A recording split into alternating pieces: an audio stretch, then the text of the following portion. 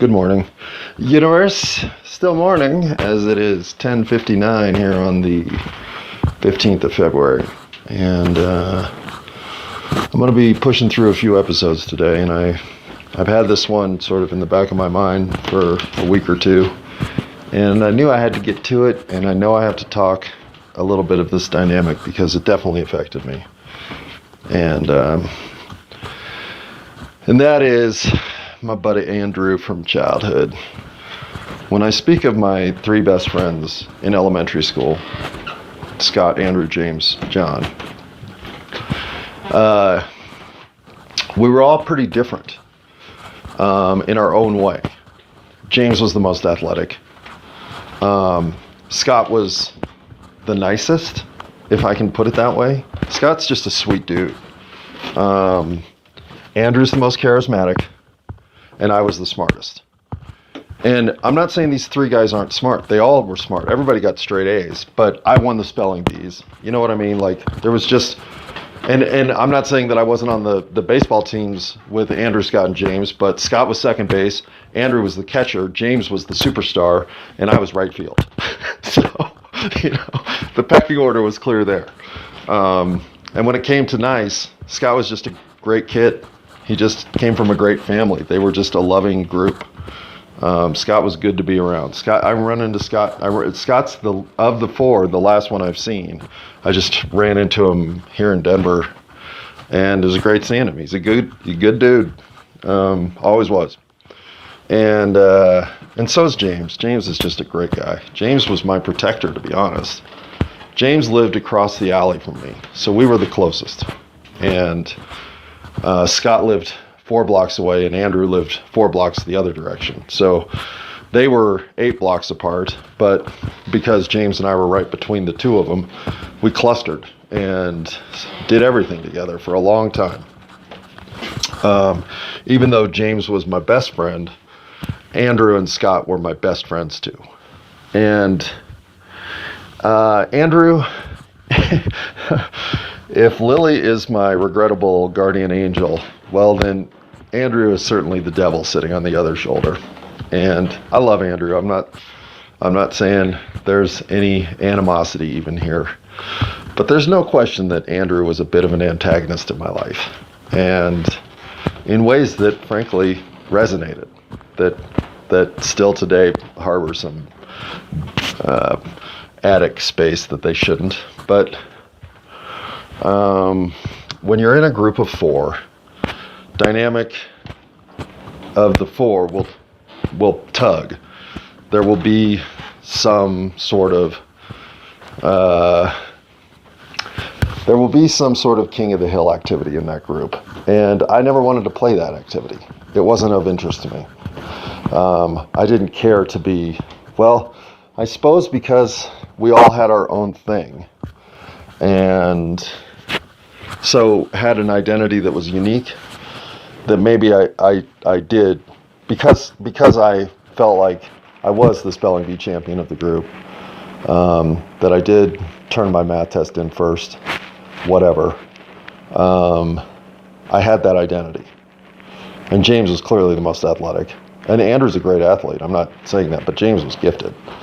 And Andrew was charismatic. And everybody loved Andrew. He's got a personality of a senator who's, yeah, he does. Anyway, Andrew was a lot of fun and smart and witty and just a great personality. And so when I got elected king of the school, I certainly hadn't lobbied for it. And in fact, I don't think would have expected to have won. I knew I was on the ballot, but I'm sure so were James, Andrew, and Scott. So when I won that, this was the time when we had first started developing crushes on girls. So there was a little bit of competition in who you could like versus who somebody else had already liked or whatever. That kind of stuff was starting to filter in. There was definitely the Rodney Harrison factor in 4th grade that sort of turned machismo around. And then there was the Chris Robinson factor. And Chris Robinson moved into our neighborhood in the 5th grade, and he was a loudmouth. He was rude. He was racist. He was many things that were abrasive in our classroom setting and stood out immediately. And he lived a block away from Andrew. They lived on the same street 1 block away. So he and Andrew in the 5th grade started to become friends just because geographically they lived so close. And this started to turn Andrew, frankly, into a prick. And there were more than a few scuffles where Chris Robinson was concerned because he was a dick. And I think even James kicked his ass one day, if I remember right. I know somebody did. I think it was James. But he was an agitator. He liked to say things that got people riled up. That's just who he was. He was the Bill O'Reilly of 5th grade Amos Steck Elementary. And with his introduction, I think things started to sway toward passive and aggressive.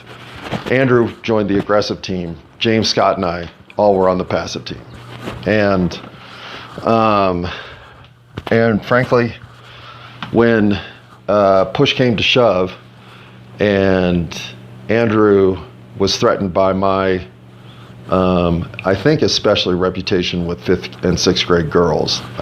And I didn't know this at the time, but I learned this the last day of high school when Ann, one of my elementary school friends, told me that all the girls had a crush on me and they all used to try to slide down the slide behind me because that was how you indicated the boy that you had a crush on. And I always thought it was funny how many girls would always line up behind me on the slide. But it's just like you just get this stuff late in life that you have no idea is going on in 6th grade. But I think when Andrew's first real crush didn't like him but liked me, I think that was it. Because not only did Andrew kick my ass in 6th grade on the playground on the way home one day, and James and Scott just stood by and watched, because frankly it was Andrew's move to say, I'm the boss. It really was. And then Andrew stole my homecoming date senior year of high school at the dance. So, but Andrew also got me to take acid for the first time. And I don't know if I ever would have if he hadn't convinced me to do it. And so like I said, if there's anybody sitting on my devil's shoulder, it's Andrew. and I love the guy. He's off in, I believe, South America at this point, doing some things for the Foreign Legion or however all that shook out. But he's a fascinating guy. And my life is less of an experience without him in it. Could I have handled some of the adolescent conflict with Andrew in a better capacity, full-on capacity? Yes, I could have. But Andrew also taught me, Andrew taught me a lot. Not all of it good. But part of life as an adolescent is trying to navigate those influences, right? The ones that you know aren't good for you, but you're kind of tempted by. Well, Andrew was a load of those. And some of them, frankly, to this day,